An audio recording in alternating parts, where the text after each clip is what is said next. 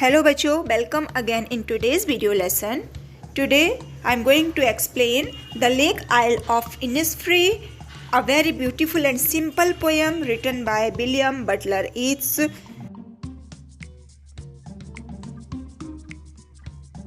Guys, this is fourth poem from your Beehive book, The Lake Isle of Innisfree, written by William Butler Yeats. Lake Isle of Innisfree, Innisfree जो है Ireland की एक जगह है और lake आइल एक ऐसी जगह है जो कि चारों तरफ से वाटर से सराउंडेड होता है, टापू कह सकते हैं। तो ये जो इनिस्फ्री का आइल है ये लेक से सराउंडेड है, झील से घिरा हुआ है, इसलिए इसे लेक आइल ऑफ इनिस्फ्री कहा जाता है। और इस जगह को W.B. ईट्स बहुत ही याद कर रहे हैं क्योंकि उन्हें अपना कुछ टाइम एज अ बॉय वहाँ पे स्पेंड किया हुआ था। So he is longing to go there. This well known poem explores the poet's longing for the peace and tranquillity of Innisfree, a place where he spend a lot of time as a boy. This poem is a lyric. तो इसमें बताया जा रहा है इस poem पे कि Innisfree वो प्लेस है जहाँ पर उन्होंने एज अ बॉय बहुत सारा टाइम स्पेंड किया था और वहाँ की पीस को और वहाँ की ट्रंक्विलिटी को पोएट बहुत ही मिस कर रहे हैं। He is longing for that peace and tranquillity. Let's see the stanza wise explanation of poem. I will arise and go now and go to Innisfree, and a small cabin built there of clay and battles made. 9 bean rows will I have there, a hive for the honeybee, and live alone in the bee loud glade. कुछ words हैं, इनको पहले अपन clear कर लेते हैं। Innisfree Ireland का वो oil हो गया, कैबिन एक रूम, क्ले सॉइल या कीचड़ मिट्टी, वेटल्स मुड़ी हुई कुछ स्टिक्स होती हैं जिसे वेटल कहते हैं, जिसका यूज़ किया जाता है फेंस बनाने के लिए, बाड़ी बनाने के लिए। बीन रो सेम की लाइंस कतारें, हाइव हनी बी के रहने का जो छत्ता होता है हाइव है, ग्लेड ओपन स्पेस खुली जगह। तो पोएट जो है यहाँ पर क्या बता रहे हैं, I will arise he will get up, उठेंगे वो, एंड गो नाउ और जाएंगे, एंड गो टू इनिस्फ्री और कहाँ जाएंगे, इनिस्फ्री जाएंगे, and I small cabin build their और वहाँ पे क्या करेंगे, एक स्मॉल केबिन बनाएंगे, बिल्ड बनाना। तो वहाँ पर वो एक स्मॉल केबिन एक स्मॉल रूम बनाएंगे of clay and battles made. और वो जो रूम होगा, जो केबिन होगा, वो किससे बना हुआ होगा, क्ले मिट्टी और बैटल से, जो मुड़ी हुई स्टिक्स हैं, ट्विस्टेड स्टिक्स हैं, उनसे बना हुआ होगा। 9 beans rows will I have there और वहाँ पर उनके पास क्या होगा, 9 बीन रोज, सेम को वो ग्रो करेंगे, उसकी कुछ रोज बनाएंगे, उसकी लाइंस वहाँ बनाएंगे। कितनी बनाएंगे, 9। और अ हाइव फॉर हनी बी, और इसके बीन रोज के अलावा और वो क्या बनाएंगे वहाँ पर, हाइव, एक हनी बी का हाइव बनाएंगे, मधुमक्खी का छत्ता बनाएंगे। एंड लिव अलॉन, और वो वहाँ पर अकेले रहेंगे, बी लाउड ग्लेड में, एक ओपन स्पेस में जहाँ पर बी का लाउड होगा, मधुमक्खियाँ जहाँ पर शोर कर रही होंगी। And I shall have some peace there, for peace comes dropping slow, dropping from the veils of the morning to where the cricket sings. There midnights all are glimmer, and noon a purple glow, and evenings full of the linnet's wing. I shall have some peace there. Peace, Shanti, comes dropping slow, that means coming slowly, धीरे धीरे आना। Well क्या होता है, बुर्का, नकाब, जिससे किसी चीज़ को, चेहरे को छिपाया जाता है। कर्टन के रूप में हम यहाँ पर इसको समझ सकते हैं, जिससे किसी चीज़ को छुपाया जाए। तो यहाँ पे किसको छिपाया जा रहा, मॉर्निंग को। क्रिकेट यहाँ पर एक इंसेक्ट है जिसे झींगुर कहते हैं। और ग्लिमर शाइन, चमक, पर्पल ग्लो, पर्पल बैंगनी कलर का ग्लो, शाइन। लिनेट एक स्मॉल वर्ड होती है जो बहुत ही स्वीटली गाना गाती है। Okay, and I shall have some peace there. Further poet says कि अब वहाँ पर इनिस्फ्री में वो क्या किस लिए जा रहे हैं, वहाँ पर वो एक स्मॉल केबिन बनाने वाले हैं, वहाँ पर वो 9 बीन को की रोज़ ग्रो करेंगे और एक हाइव वहाँ पर बनाएंगे। साथ ही वो क्या कह रहे हैं कि I shall have some peace there, वहाँ पर मैं कुछ पीस, शांति पाऊंगा। For peace comes dropping slowly, ऐसा क्यों? क्योंकि जो पीस है, जो शांति है, वो धीरे धीरे आती है। Dropping from the veil of the morning, ये मॉर्निंग के वेल से, मॉर्निंग के बुरके से, उसके नकाब से धीरे धीरे आती है। टू वेयर क्रिकेट सिंग्स, और जहाँ पर जो क्रिकेट है, जो झिंगुर है, वो सिंग, गाना गाता रहता है। There midnight's all the glimmer, यहाँ पर मिड नाइट में, आधी रात में ग्लिमर होता है, शाइन होता है, स्टार्स का, मून का साइन होता है, चमक होती है। नून, और नून में दोपहर में क्या होता है? पर्पल ग्लो, बैंगनी कलर का ग्लो होता है। और इवनिंग में क्या होता है? इवनिंग्स फुल ऑफ लिनेट्स विंग, और जो इवनिंग होती है वो लिनेट के विंग्स से फुल होती है। लिनेट जो स्मॉल एक सिंगिंग वर्ड है, उसके पंखों से वो फुल होती है। I will arise and go now for always night and day. I hear the lake water lapping with low sound by the shore. While I stand on the roadway or on the pavement's gray, I hear it in the deep heart's core. Arise, उठना, go now, अभी जाऊँगा। Lapping means होता है cover करना किसी चीज़ को, rap कर लेना, लपेट लेना।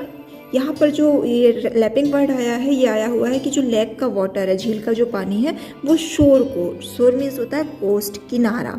तो झील का जो किनारा है, उससे जब ये लेक वाटर टच होता है उससे, तो उसको रैप करता है, कवर कर लेता है, घेर लेता है ना। तो उससे जो साउंड प्रोड्यूस होता है उसकी बात की गई है।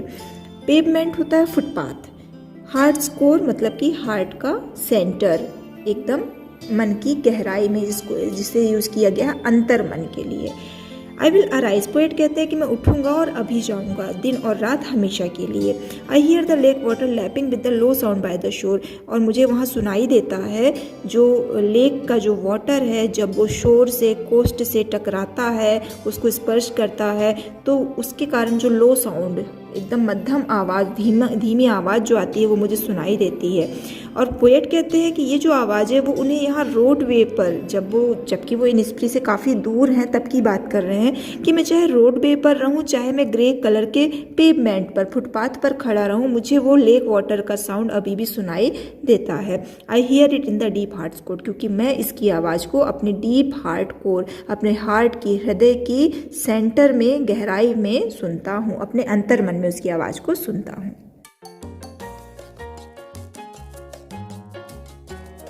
First question we have, what kind of place is Innisfree? Think about the 3 things the poet wants to do when he goes back there. अब हमें सबसे पहले तो ये बताना है कि इनिस्फ्री जो है वो किस टाइप की प्लेस है। इसके बाद हमें ये बताना है कि वो 3 चीज़ें कौन सी हैं जो पोएट करना चाहता है वहाँ जाने के बाद। Second, what he hears and sees there and its effect on him. And at last, what he hears in his heart's core, even when he is far away from Innisfree. Answer is, Innisfree is a beautiful place full of nature and life. तो पहली बात तो ये कि Innisfree जो है एक बहुत ही ब्यूटीफुल प्लेस है which is full of nature and life, जो कि लाइफ से और नेचर से एकदम फुल है। मीन्स Innisfree नेचर से, प्रकृति से और लाइफ से, जीवन से एकदम फुल है, भरा हुआ है। अब इसी में एक फर्स्ट क्वेश्चन पूछा जा रहा है, 3 things the poet wants to do when he goes back there. जब पोएट वहाँ पहुँचेगा तो वो कौन सी चीज़ें वहाँ करना चाहता है। So the answer is, first, the poet wants to build a small cabin of clay and battle. वो क्ले, मिट्टी और बैटल से, टेढ़ी मेढ़ी स्टिक्स से एक स्मॉल केबिन, एक छोटा सा रूम बनाना चाहता है। Then he wants to plant 9 row of bean, वो बीन की, सेम की 9 रो, 9 लाइन, 9 कतारें बनाना चाहता है। He wants to keep honey bees hive, वो हनी बीज का, मधुमक्खियों का हाइव, छत्ता बनाना चाहता है। देन सेकेंड पे पूछा जा रहा है, what he hears and sees there and its effect on him, वो वहाँ पर क्या क्या सुनता और देखता है। And its answer is, he hears the cricket song, वो क्रिकेट का सॉन्ग सुनता है। He holds linnet flying in the sky, वो स्काई में उड़ती हुई लिनेट, जो कि एक छोटी सी चिड़िया है, उसको देखता है। He sees glimmering midnight and glowing Nunes, वो चमकती हुई मिडनाइट और नून्स, यहाँ रूम को सुधार लीजिएगा, वो नून है, चमकती हुई मिडनाइट और नून, दोपहर को देखता है। लास्ट हमें बताना है what he here's in his hearts core, उसे अपने हृदय की गहराई में, अपने अंतर मन में क्या सुनाई देता है when he is far away from Innisfree, जबकि वह इनिस्फ्री से दूर है। And the answer is when the poet is far from Innisfree he hears lake water washing the shore in his hearts core. जब वह इनिस्फ्री से दूर होता है तो उसे लेक वाटर, जो झील का जो वाटर है वो कोर से, कोस्ट से, शोर से टकराता हुआ सुनाई देता है। Our next question, by now you may have concluded that Innisfree is a simple natural place full of beauty and peace. How does the poet contrast it with where he is now stand? अब हमें ये बताना है कि जो Innisfree है वो उस जगह से कैसे कंट्रास्ट है जहाँ पर वो अभी पोएट जो है खड़ा हुआ है। Answer, the poet contrast the clay and battle, mid cabin, bee loud glade, morning with dews and cricket song, midnight with glimmer, noon with purple glow, evening with linnet's song, lake water lapping with low sound of the by the shore, etc. Poet Innisfree को contrast करता है उस जगह से जहाँ पर वो अभी खड़ा हुआ है, दोनों के बीच में अंतर बताता है। कंट्रास्ट करना दैट मीन्स उसमें जो डिफरेंसेस हैं वो बताना है। तो वो कैसे कंट्रास्ट करता है, क्योंकि जो इनिस्फ्री है वहाँ पर वो बताता है कि clay and battle made cabin है, वहाँ पर मिट्टी से और स्टिक से बना हुआ रूम है। बी लाउड ग्लेड है, बी की आवाज़ से गूंजता हुआ ग्लेड मीन्स ओपन स्पेस है। मॉर्निंग जो है वो ड्यूज़ और क्रिकेट के सॉन्ग से फुल है, सुबह वहाँ पर ओस की बूंदे और झिंगुर का सॉन्ग सुनाई देता है। मिडनाइट जो है उसमें ग्लिमर होती है, नून में पर्पल ग्लो होता है, इवनिंग में लिनेट का सॉन्ग सुनाई देता है। साथ ही साथ लेक वाटर है जो ओर से, कोस्ट से, किनारे से टकराता है और एक स्लो साउंड प्रोड्यूस करता है। इस तरह ये सारी चीज़ें हैं जो कि इनिस्फ्री में हैं और उस जगह पर नहीं है जहाँ पर वो प्रेजेंट में खड़ा हुआ है। इस तरह पोएट दोनों जगहों पर कंट्रास्ट या डिफरेंस बताता है। Next question, look at the words the poet uses to describe what he sees and hears at Innisfree. यहाँ पर कुछ वर्ड दिए गए हैं जो पोएट ने इनिस्फ्री में सीज एंड हेयर्स, सुने और देखे हैं। What pictures do these words create in your mind? ये वर्ड आपके ब्रेन में, अपने आपके माइंड में क्या पिक्चर क्रिएट करते हैं। जैसे कि फर्स्ट है बी लाउड ग्लेड, तो इससे हमारे दिमाग में क्या आता है, These words bring to our mind the image of buzzing bees। तो बी लाउड ग्लेड जो है वो इससे हमारे दिमाग में ये पिक्चर आती है कि जो बीज हैं, जो मधुमक्खियाँ हैं वो बजिंग, भिनभिना रही हैं। सेकेंड है इवनिंग फुल ऑफ लिनेट्स सॉन्ग, शाम जो कि लिनेट के विंग से फुल है। So these words bring up the image of Lynette flying cross an evening sky. तो इससे ये इमेज आ रही है कि जो लिनेट है, जो एक स्मॉल सिंगिंग वर्ड है, वो स्काई में इवनिंग टाइम पे उड़ रही है। Lake water lapping with low sound, lake water जो है उसकी लो साउंड, इससे हमारे ब्रेन पे क्या पिक्चर आ रही है, These words evoke not only the image but also the soft sound of lake's water washing the shore। तो ये सिर्फ हमारे इमेज को इवोक नहीं करते, साथ ही साथ हमें इससे सॉफ्ट साउंड भी सुनाई देने लगती है जो जहाँ पर लेक का वाटर शी शोर से टकरा रहा है। Then look at these words, यहाँ पर कुछ वर्ड्स दिए गए हैं। Peace comes dropping slow, dropping from the veil of the morning to where the cricket sings. अब हमें ये बताना है what do these words mean to you, इन वर्ड्स का क्या मीनिंग है। What do you think comes dropping slow, comes dropping slow का मतलब क्या है। From the veil of the morning, what does to where the cricket sing mean, और cricket जहाँ पर सिंग करता है, गाता है, इसका क्या मतलब है। Such type of question are called extract. इसमें क्या है कि पोएम की कुछ लाइंस दे दी, फिर उससे रिलेटेड क्वेश्चन पूछे जा रहे हैं, है ना। तो ये आपके एग्जाम में इस तरह से क्वेश्चन आते भी हैं। तो पहली बात उसने पूछा था what do these words mean to you, इन वर्ड्स का क्या मीनिंग है। तो क्या मीनिंग है, the given lines indicate that peace of mind can be slowly acquired from the natural surrounding. इसका मतलब ये है कि जो पीस ऑफ माइंड है, जो हमारे माइंड में शांति है, वो नेचुरल सराउंडिंग से, प्राकृतिक जगहों से स्लोली, धीरे धीरे एक्वायर्ड होती है, प्राप्त होती है। Then it is asked what do you think comes dropping slow, धीरे धीरे कौन आता है। So the answer is it is peace that comes dropping slow from the veil of the morning. Peace शांति है, वो शांति है जो कि धीरे धीरे मॉर्निंग के वेल से आती है, सुबह के नकाब से आती है। Then what does to where the cricket sings mean, इसका क्या मतलब था to where the cricket sings mean. So the phrase to where the cricket sings indicate a peaceful place, ये एक पीसफुल प्लेस को इंडिकेट करता है, एक शांति से भरी हुई जगह को इंडिकेट करता है। Where one can hear the vibrant sound of nature, sound such as the song of the cricket at the time of dawn. तो ये उस तरह का पीसफुल प्लेस होता है जहाँ पर हम नेचर के वाइब्रेंट साउंड को, प्रकृति के आवाज़ को सुन सकते हैं, जैसे कि सुबह के समय पर क्रिकेट का झिंगुर का साउंड। दैट फर्स्ट पार्ट का थर्ड क्वेश्चन जो कि रह गया था, do you think Innisfree is only a place और अ स्टेट ऑफ माइंड, आपको क्या लगता है इनिसफ्री क्या है, रियल में कोई प्लेस है या सिर्फ mind of state of mind है, दिमाग की एक स्थिति है। Does the poet actually miss the place of his boyhood days, क्या पोएट रियली उस अपने बॉयहुड डेज को मिस करता है। And the answer is yes, I think Innisfree is a place in reality.